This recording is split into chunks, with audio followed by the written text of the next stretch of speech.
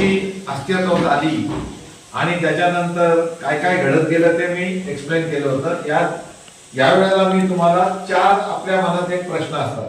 अल्पसंख्याक हक्क दिवस याची संकल्पना कोणी केली ह्याबद्दल मी थोडक्यात सांगणार आहे. तसेच आणि अल्पसंख्याक दिवस हा साजरा का करावा हा एक आपल्या मनामध्ये प्रश्न येत असतो.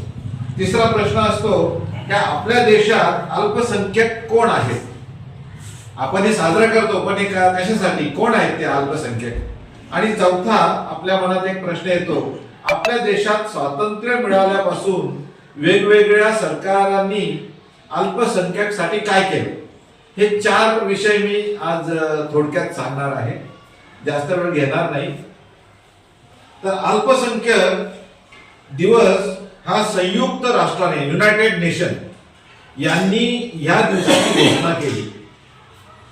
तर हा दिवस जो आहे तो युनायटेड नेशन मध्ये डिक्लेरेशन झालं आणि त्याच्यामुळं सर्व जगभर प्रत्येक देशात हा अल्पसंख्याक दिवस साजरा करावा ही घोषणा झाली आणि त्याप्रमाणे प्रत्येक देशामध्ये अल्पसंख्याक दिवस हा साजरा होत असतो.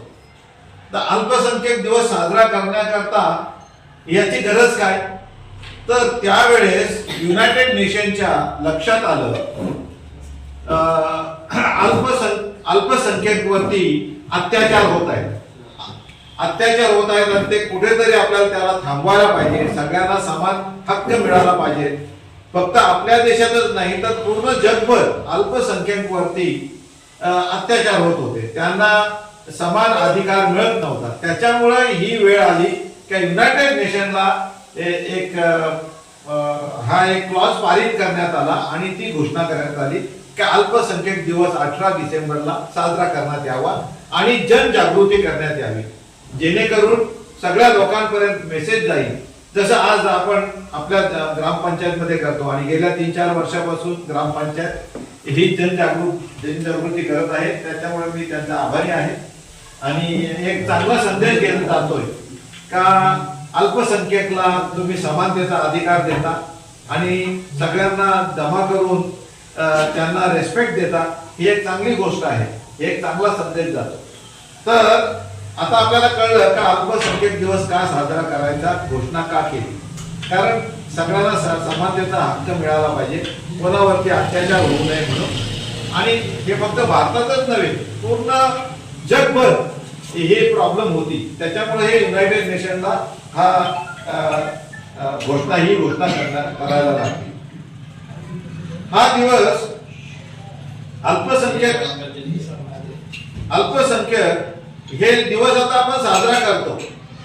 तर आपल्या देशामध्ये अल्पसंख्याक कोण आहेत. जास्त करून लोकांना काय वाटतं अल्पसंख्याक म्हणजे मुसलमान, तर असं नाहीये. अल्पसंख्याक म्हणजे अल्पसंख्याक आहे. मग 6 समाज कोण, मुसलमान, बौद्ध, शीख, ख्रिश्चन, पारसी आणि जैन, हे 6 समाज जे आहेत ते संविधानामध्ये अल्पसंख्याक म्हणून त्यांना घोषणा करण्यात आलेली आहे आणि त्यांना विशेष अधिकार देण्यात आलेले आहेत. तर अधिकार काय आहेत ते मी तुम्हाला सांगतो. बाबासाहेब आंबेडकरांनी थोडंसं काम केलं बौद्ध समाजासाठी, SC ST साठी.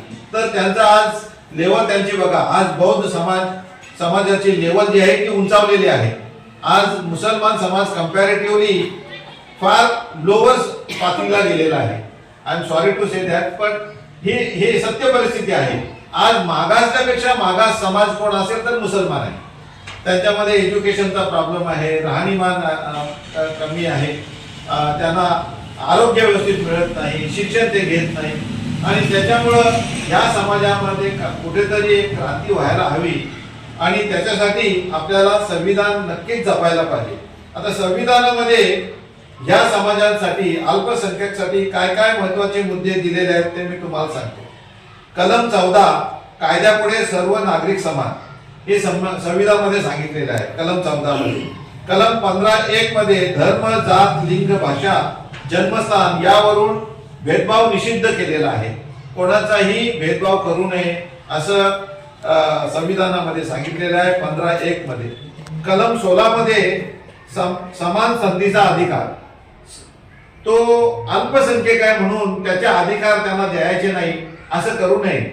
याच्यासाठी संविधानामध्ये प्रोव्हिजन केलेली आहे का अल्पसंख्याकांना सुद्धा समान अधिकार मिळावे.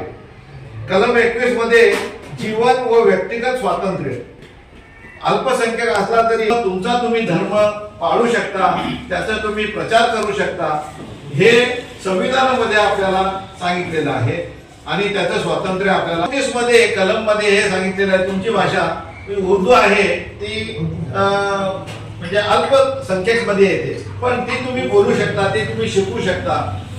तसंच बऱ्याचशा ठिकाणी वेगवेगळ्या भाषा आहेत तर त्या तुम्ही जपू शकता, त्या भाषेमध्ये तुम्हाला शिक्षण मिळू शकतं.